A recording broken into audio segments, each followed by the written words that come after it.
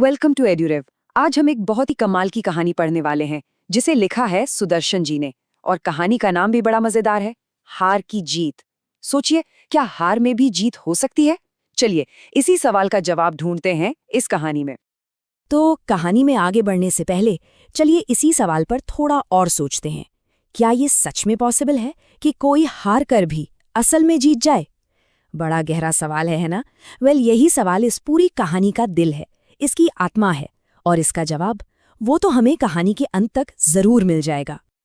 तो चलिए कहानी शुरू करते हैं और मिलते हैं इसके मेन कैरेक्टर बाबा भारती से। अब देखिए, बाबा भारती एक साधु थे जिन्होंने दुनिया की सारी मोह माया छोड़ दी थी। पर एक चीज थी जिससे उनका लगाव बहुत बहुत ज्यादा था, और वो था उनका घोड़ा सुल्तान। आप इस लाइन से ही अंदाजा लगा सकते हैं कि उनका प्यार कितना गहरा था, बिल्कुल वैसा ही प्यार जैसा एक माँ को अपने बेटे से होता है। और हाँ, सुल्तान कोई ऐसा वैसा घोड़ा नहीं था भाई, वो बहुत ही सुंदर और ताकतवर था। मतलब पूरे इलाके में उसके जैसा कोई दूसरा घोड़ा था ही नहीं। और उसकी चाल, अरे वाह, उसकी चाल तो ऐसी थी जैसे घने बादलों को देखकर कोई मोर नाचने लगे। सोचकर ही कितना खूबसूरत लगता है ना। बाबा भारती तो बस उसकी इसी अदा पर फिदा थे। अब देखिए, हर कहानी में जहाँ एक हीरो होता है वहाँ एक विलन भी तो होता है। तो हमारे हीरो हैं बाबा भारती, और कहानी में एंट्री होती है खलनायक खड़क सिंह की। वो उस इलाके का सबसे खतरनाक डाकू था। यहाँ स्क्रीन पर जरा देखिए, दोनों की दुनिया में कितना बड़ा फर्क है। एक तरफ है बाबा भारती, जिनका दिल प्यार और दया से भरा है, और दूसरी तरफ है खड़क सिंह, जिसका नाम सुनते ही लोग डर जाते थे और जिसके मन में सिर्फ और सिर्फ लालच था। बिल्कुल दो अलग दुनियाएं। अब होता ये है कि धीरे धीरे सुल्तान की खूबसूरती के चर्चे हर जगह फैलने लगते हैं, और ये खबर पहुंचती है डाकू खड़क सिंह के कानों तक। अब भाई, उसे तो हर कीमती चीज चाहिए थी, तो वो भी उस अनोखे घोड़े को देखने के लिए एकदम बेचैन हो गया और पहुंच गया एक दिन बाबा भारती के पास। खड़क सिंह ने जैसे ही सुल्तान को देखा, बस देखता ही रह गया।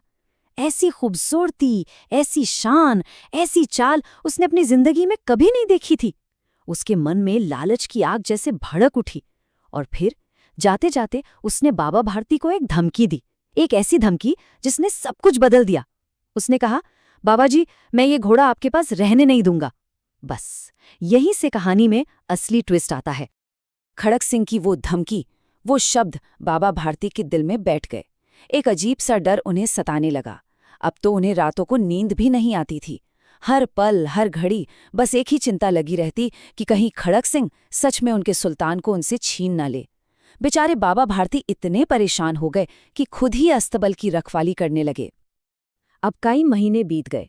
एक दिन शाम का समय था। बाबा भारती हमेशा की तरह सुल्तान की पीठ पर बैठकर घूमने निकले थे। तभी अचानक उन्हें एक दर्द भरी आवाज सुनाई दी।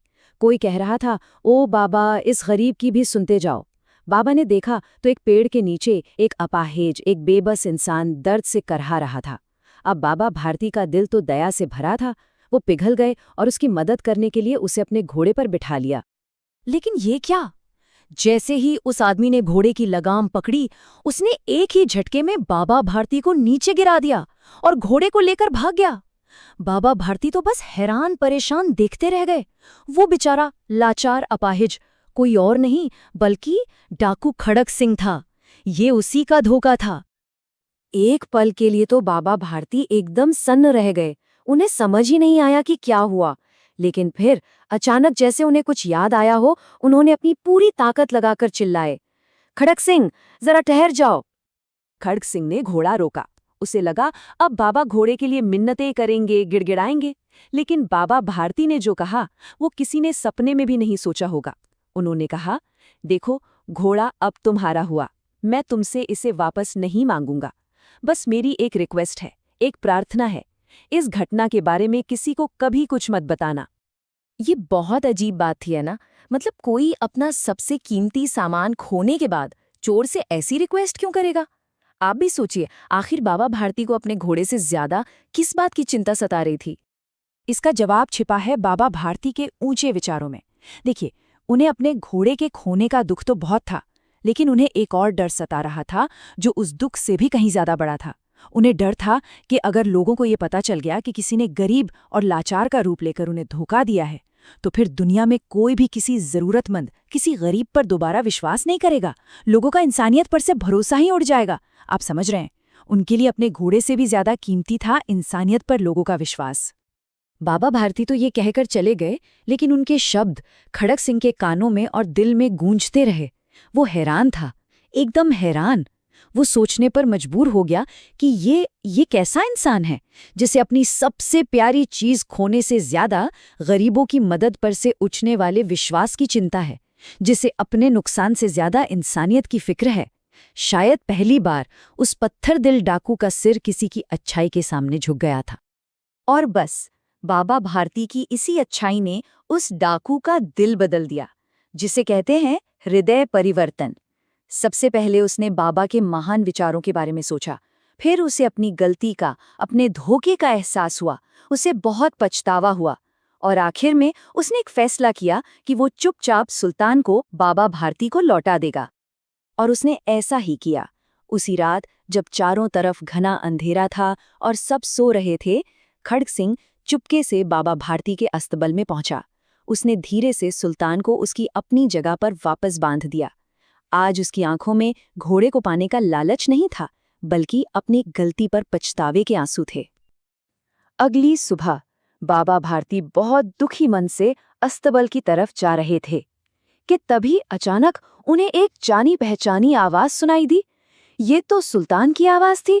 उनके घोड़े ने अपने मालिक के कदमों की आहट को पहचान लिया था और खुशी से जोर जोर से हिनहिना रहा था।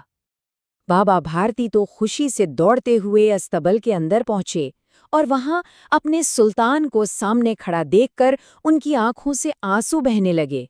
वो बस अपने घोड़े के गले से लिपटकर ऐसे रोने लगे जैसे कोई पिता अपने बिछड़े हुए बेटे से मिलकर रोता है। ये आंसू दुख के नहीं, बल्कि खुशी और सुकून के थे। अपने आंसू पोंछते हुए उन्होंने ऊपर आसमान की तरफ देखा और कहा, अब कोई भी गरीबों की मदद करने से अपना मुंह नहीं मोड़ेगा, क्योंकि खड़ग सिंह ने सिर्फ उनका घोड़ा नहीं लौटाया था, उसने तो बाबा भारती का इंसानियत पर जो विश्वास था उसे लौटाया था। और यही थी उनकी हार में छिपी हुई असली जीत। और इस कहानी का अंत कितना ज्यादा खूबसूरत है, जरा सोचकर देखिए।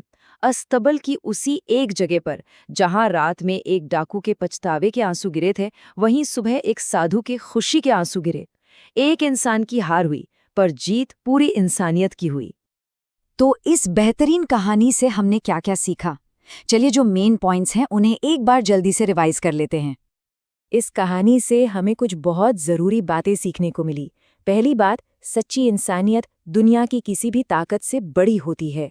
दूसरी, अच्छाई और निस्वार्थ भावना ये बुरे से बुरे इंसान को भी बदल सकती है। तीसरी बात, कभी कभी कोई चीज़ खोकर भी हम असल में जीत जाते हैं, जिससे मॉरल विक्ट्री या नैतिक जीत कहते हैं। और सबसे ज़रूरी बात, हमें कभी भी किसी भी हाल में इंसानियत पर से अपना विश्वास नहीं खोना चाहिए।